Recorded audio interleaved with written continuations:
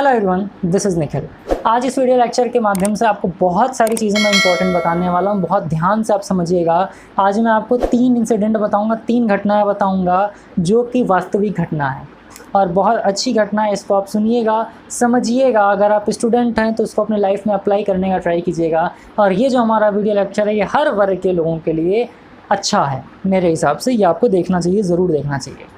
3 घटना के बारे में हम बात करेंगे और देखिए आप कि आप किस तरीके से किससे खुद को रिलेट कर पा रहे हो। एक लाइन मुझे बहुत अच्छी लगती है सर, एंड दैट इज़ कि जब तक आप अपने डिस्ट्रैक्शन का ठीक तरह से सब्ट्रैक्शन नहीं करेंगे तब तक मल्टीप्लिकेशन नहीं होगा। हम अपने डिस्ट्रैक्शंस में ही घिरे रहते हैं। हम पढ़ाई कर रहे होते हैं तो बोलते हैं कि आज तो मेरे टॉपिक कंप्लीट करके रहूँगा, एकदम कंसंट्रेशन के साथ आप पढ़ रहे हो, लेकिन अचानक से एक नोटिफिकेशन आता है तो आपको कंसंट्रेशन तुरंत नीचे आ जाता है, तुरंत डाउन हो जाता है और मामला वहीं पर ख़त्म हो जाता है।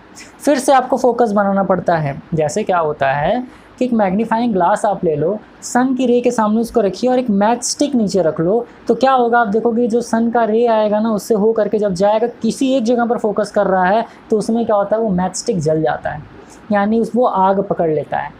ये पावर होता है कॉन्सेंट्रेशन का, है ना। तो हम कॉन्सेंट्रेशन को नहीं, डिस्ट्रैक्शन को ध्यान देते हैं। ठीक, हम लोग करते क्या हैं, जैसे होता है कि हम लोग अगर मैथमेटिक्स पढ़ रहे हैं तो अरे यार मैथमेटिक्स छोड़ो, फिजिक्स पढ़ लेते हैं, मैथ्स तो बाद में कर लेंगे। फिर फिजिक्स पढ़ने जाते हो, फिर लगता है अरे यार केमिस्ट्री पढ़ लेना चाहिए, तो मुझे आता ही है। केमिस्ट्री पढ़ते हो, फिर एग्जाम में जब मार्क्स गड़बड़ आ जाते हैं तो आप क्या बोलते हो कि मेरी तो किस्मत ही ख़राब थी। किस्मत नहीं ख़राब होता है बच्चा, आपका मेहनत करने का तरीका थोड़ा सा गड़बड़ होता है, प्रैक्टिस आप सही तरीके से नहीं करते हो, इसलिए मामला गड़बड़ होता है। तो उस कॉन्सेंट्रेशन के साथ आपको क्या करना होता है, पढ़ना होता है, कोई भी काम करना होता है। पहली कहानी मैं आपको बता रहा हूँ। पहला कहानी है सर सचिन तेंदुलकर सर का। सबको पता है Sachin sir is the great, Sachin sir is the God of cricket and very proudly Sachin sir हमारे देश के भारत रत्न भी हैं भाई। ठीक, तो दुनिया भर उनको क्या मानता है, क्रिकेट का भगवान मानता है, जो कि हमारे लिए बहुत गर्व की बात है कि हमारे देश का कोई ऐसा प्लेयर है जिनको कि लोग भगवान मानते हैं, क्रिकेट का भगवान मानते हैं।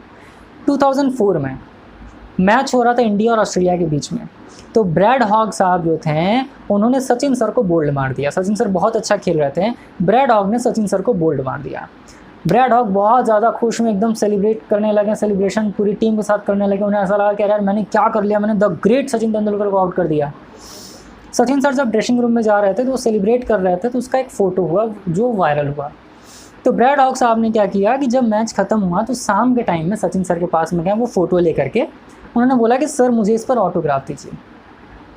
तो सचिन सर ने क्या किया, सचिन सर ने ऑटोग्राफ दिया, लेकिन लिखा क्या आपको पता है कि this moment will never happen again in your life, कि आप ये जो मोमेंट आज है जिसमें आपने मुझे बोल्ड किया है, ये मोमेंट आपके पूरे लाइफ टाइम आपके सामने नहीं आने वाला है।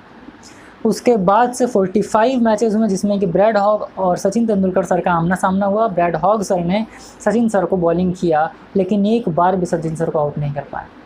अब आप सोच सकते हो कि सचिन सर ने जो कमिटमेंट किया था कि ये मोमेंट आपके लाइफ में दोबारा नहीं आएगा, आप मुझे लाइफ में दोबारा कभी भी आउट नहीं कर पाओगे, उसके लिए सर ने कितनी ज़्यादा मेहनत की होगी। तो इंसान प्रैक्टिस से ही महान बनता है। आप जितना ज़्यादा प्रैक्टिस करते हो उतना ज़्यादा आप सीखते हो और उतना ज़्यादा आप आगे बढ़ते हो। किसी भी फील्ड में आप हैं, आपको प्रैक्टिस करना बहुत ज़्यादा ज़रूरी है और प्रैक्टिस आपको जारी रखना बहुत ज़्यादा ज़रूरी है। ये पहली घटना हो गई। दूसरी घटना की बात करते हैं। तो एक बहुत बड़े से आर्टिस्ट हैं पाब्लो पिकासो।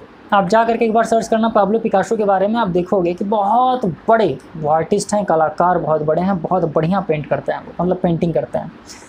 क्या वो बच्चा कि वो जा रहे थे एक बार स्ट्रीट से, तो उनकी एक बहुत बड़ी फॉलोवर, बहुत बड़ी मतलब उनकी फ़ैन थी। वो देखी कि यार ये पाब्लो पिकासो सर जा रहे हैं। वो दौड़ के गई उनके पास और जाने के बाद उन्होंने बोला कि सर मुझे आपका ऑटोग्राफ चाहिए, सर आप मेरे लिए कोई पेंटिंग बनाइए। तो पाब्लो पिकासो सर ने बोला यार मेरे पास ना तो अभी कागज़ है, ना मेरे पास में कोई पेन है, मैं कैसे बनाऊँ। उन्होंने बहुत रिक्वेस्ट किया कि प्लीज़ सर आप मेरे लिए एक पेंटिंग बना दीजिए। सर ने कागज़ निकाला पॉकेट से, उस पर बनाया, 30 सेकंड लिया उन्होंने। 30 सेकंड में उन्होंने उस कागज़ पर एक पेंटिंग ड्रॉ किया, उस लड़की को दे दिया। फिर उन्होंने क्या बोला कि ये जो पेंटिंग है आपकी, ये पेंटिंग आपका 50 लाख रुपए का है, 50 लाख रुपए का है। वो लड़के आश्चर्य में पड़ गए, ये पेंटिंग 50 लाख का, तो उसे लगा कि यार क्या फेंक रहे हैं, ठीक है बड़े आदमी हैं अच्छी बात है, लेकिन 50 लाख का पेंटिंग। सर चले गए। उस लड़की ने सोचा कि अच्छा चलो यार पाब्लो पिकासो ने ये बात बोली है तो चल करके एक बार क्यों ना इसका पता लगाया जाए। वो गई जब एक अच्छे शॉप पर, जो कि मतलब बहुत अच्छे मतलब वो पेंटिंग वगैरह बेचते थे, वहाँ पर वो गई और उन्होंने वो पेंटिंग दिखाई। तो उन्होंने बोला कि ये पेंटिंग 50 लाख रुपए का है। अब वो लड़की एकदम आश्चर्य में पड़ गई कि यार सच में 30 सेकंड में 50 लाख की पेंटिंग कोई कैसे बना सकता है।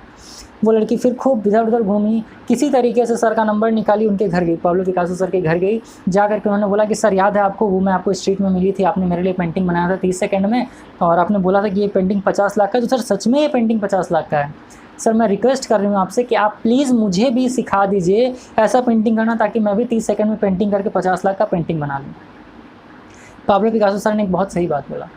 उन्होंने बोला कि जो 30 सेकंड का पेंटिंग आपको दिखा है कि मैंने 30 सेकंड में 50 लाख का पेंटिंग बना दिया, इस 30 सेकंड के लिए मुझे 30 साल से मेहनत करना पड़ रहा है, और मैं 30 साल से लगातार मेहनत कर रहा हूँ, तब जा कर के मैंने 30 सेकंड में 50 लाख की पेंटिंग बनाई है। यहाँ हमारा क्या होता है, थोड़ा सा फेलियर आया नहीं लाइफ में कि एकदम डूब जाते हैं कि अरे यार क्या होगा, कैसे होगा, कैसे हो सकता है। थॉमस अल्वा एडिशन यार, कितने हज़ार उन्होंने एक्सपेरिमेंट किया, तब जाकर के उन्होंने बल्ब का आविष्कार किया, बल्ब बनाया उन्होंने। तो पाब्लो पिकासो सर की बात बहुत ज़्यादा सीखने वाली है कि 30 साल मेहनत किया उस बंदे ने किसी एक चीज़ के लिए और उन्हें मिला। इट मीन्स कि क्या वो मैग्नीफाइंग ग्लास वाला है क्या, फोकस, कि उन्होंने फोकस किया किसी एक जगह पर, तब जा कर के क्या हो गया, उनका लाइफ जो है एनलाइटेड हो गया। तो ये हमारे लाइफ में बहुत ज़्यादा इंपॉर्टेंट। तीसरी सच्ची घटना जो है, देखो क्या हुआ। एक जन के पिताजी थे, तो वो बेचारे एक्सपायर कर रहे थे, मतलब मरने वाले थे। तो उन्होंने बोला कि यार मेरी जितना भी प्रॉपर्टी है वो क्यों ना मैं अपने बच्चों और नौकरों में बांट दूँ। तो उन्होंने क्या बोला, उन्होंने बोला कि मेरी प्रॉपर्टी का 1/2, उन्होंने क्या बोला कि मेरी प्रॉपर्टी का 1/2 मेरे बेटे को दे दिया जाए। उन्होंने बोला मेरी प्रॉपर्टी का 1/4 जो बचेगा वो मेरी किसको, 1/4 मेरी प्रॉपर्टी का किसको दे दिया जाए, मेरी डॉटर को, यानी कि बच्ची को दे दिया जाए। फिर उन्होंने क्या बोला कि 1/5 जो होगा वो किसको दे दिया जाए, मेरे नौकर को दे दिया जाए। ठीक, अब वो क्या कर निपट गए, यानी कि चल बसे, मर गए। फिर क्या हुआ कि अब इन्होंने सोचा कि यार बंटवारा करते हैं प्रॉपर्टी का, लेकिन पता उनके प्रॉपर्टी में था क्या, उनके प्रॉपर्टी में थे 19 ऊँट। कैमल जानते होगे ना आप लोग, 19 ऊँट थे।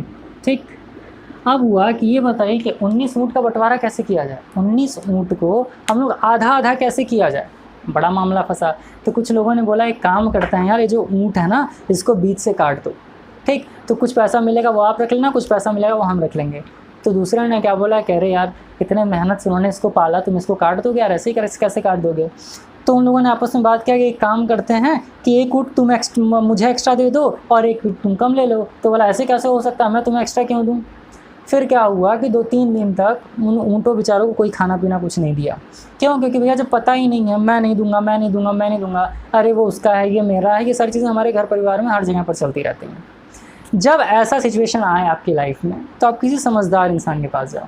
जब आपको लगे कि यार मैं मैथ्स पढ़ूँ कि फिजिक्स पढ़ूँ कि केमिस्ट्री पढ़ूँ कि बायोलॉजी पढ़ूँ, किस तरीके से मैं कंसंट्रेशन करूँ, तो अपने गुरु के पास जाइए, या उस इंसान के पास जाइए, उस दोस्त के पास जाइए जो आपको मोटिवेट कर सके, जो आपको समझा सके, जो आपको बता सके कि आपको कहाँ जाना चाहिए, किस तरीके से मेहनत करना चाहिए, किस तरीके से पढ़ना चाहिए। फिर क्या हुआ कि गाँव का एक इंसान था, वो देखा, बोला कि अरे यार बड़े बेकार हैं ये सब तो मतलब इस तरीके से ऊँटों को मार डालेंगे, आप बंटवारा भी नहीं कर रहे हैं, ऐसे मार भी डालेंगे। तो उन्होंने आकर के सजेस्ट किया कि एक काम करो, तुम लोग एक शहर में चले जाओ, वहाँ पर एक बहुत समझदार आदमी है, आप जा करके उनसे मिलिए, वो पक्का इसका समाधान निकाल देंगे।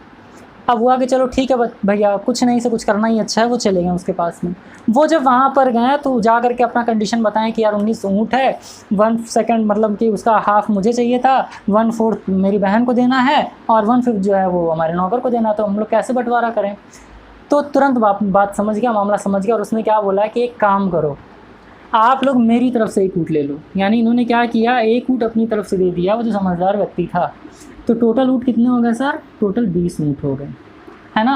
अब इन्होंने बोला कि क्या होना चाहिए भैया कि हाफ किसको मिलना चाहिए सन को, तो 20 का हाफ कितना हो जाएगा, तो क्रॉस कर लोगे तो ये आपका आ गया बच्चा 10, यानी 10 ऊँट कौन ले लिया, लड़का ले लिया। 1/4, तो 20 का 1/4 कितना हो जाएगा, ये आपका हो जाएगा 5, तो 5 ऊँट कौन ले लिया, 5 ऊँट उनकी लड़की ले ली। फिर 1/5, तो 20 का 1/5 कितना हो जाएगा, तो ये आपका निकल करके आ जाएगा 4, इसका मतलब 4 ऊँट कौन ले लिया, वो नौकर ले लिया। बंटवारा हो गया कि 10 ऊँट कौन लिया सर, लड़का ले लिया, जो उनकी संपत्ति का आधा था, क्योंकि 19 पैसे कितना 20 हो गया।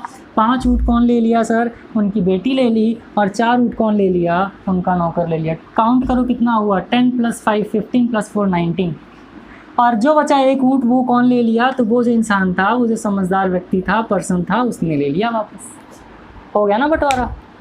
इसीलिए बच्चा क्या होता है कि लाइफ में कभी भी आप अगर कहीं पर भी फंसो तो आपके पास में एक ऐसा व्यक्ति होना चाहिए, चाहे वो आपके पिता हों, चाहे वो आपकी माता हो, चाहे वो आपका दोस्त हो, चाहे वो आपके गुरु हो, चाहे वो आपका टीचर हो, भाई बहन कोई भी हो, होना चाहिए, ताकि लाइफ में अगर आप कहीं भी फंस रहे हो और आपको लग रहा है यार कि मुझे समझ में नहीं आ रहा मैं क्या करूं, तो बिल्कुल भी पूछने में मत कतराइए, जाइए और उनसे जा करके पूछिए।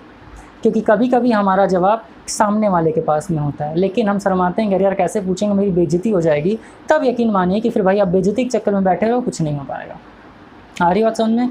तो ये 3 कहानी था। और मैं एक चीज़ आपको फिर से कहूँगा जो मैंने स्टार्टिंग में बोला था कि जब तक आप अपने लाइफ के डिस्ट्रैक्शन का ठीक तरीके से सब्ट्रैक्शन नहीं करोगे, तब तक आपका मल्टीप्लिकेशन नहीं होगा। तो अगर लाइफ में आपको ग्रोथ चाहिए तो आपको प्रैक्टिस करना होगा, आपको कंसंट्रेशन करना होगा, कंसंट्रेट होकर कोई काम करना होगा। और जितने भी आपके डिस्ट्रैक्शंस हैं उन्हें लिखिए कि आपके डिस्ट्रैक्शंस क्या क्या हैं, कहाँ कहाँ पर ये आपको रिस्ट्रिक्ट कर रहे हैं, रोक रहे हैं। ठीक, फिर उनसे क्या करिए, आप आगे निकल जाइए। तो मैं उम्मीद कर रहा हूँ ये जो तीनों घटनाएं, तीनों कहानी बताएं, इससे आप बहुत कुछ सीखे होंगे। पसंद आए वीडियो लेक्चर को लाइक ज़रूर करिएगा और अपने उन साथियों दोस्तों के साथ भी ज़रूर भेजिएगा जिनको इसकी ज़रूरत हो। हालांकि मुझे तो ऐसा लगता है कि सबको ही ये चीज़ें जाननी चाहिए। चलिए फिर आज यहीं तक, जल्दी मिलेंगे आपसे अगले वीडियो लेक्चर के अंदर। तक खूब अच्छे रहिए। जय हिंद।